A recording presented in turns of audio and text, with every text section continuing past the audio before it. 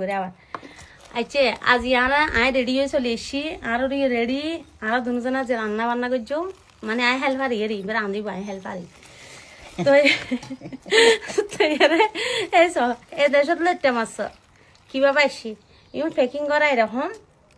এই ওন এটা হব 1 2 3 4 5 6 সদ কোনো 12 1 কেজি 12 পরে 1 কেজি 12 একটু ছুড়ে গিয়ে তো তো এরা সদ কোনো 12 লইতে মাছ বুঝছো না এই লইতে মাছগুলোর দাম বাংলাদেশের দামে প্রায় 1000 নাকি 1100 টিয়া পড়িব তো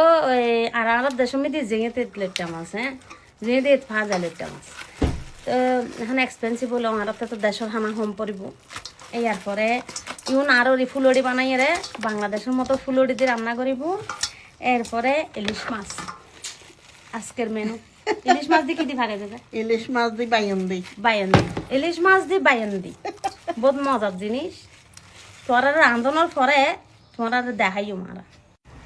তো আররি ফুলড়ি বানাই লইট্টা মাছ দিয়ে ভাগাই বেলাই এরপরে তোরা এখন পছন্দ করো ফুলড়ি দি লইট্টা মাছ আমরা সিটাঙর মানুষই তো খাই লইট্টা মাছ বেশি তো ইয়ার পরে ইলিশ মাছ দিয়ে কি ভালো লাগে কি বাইন দি ভালো লাগে নাকি গুড়ি কচু দি ভালো লাগে নাকি শস্য বাড়া ভালো লাগে সে ইলিশ মাছের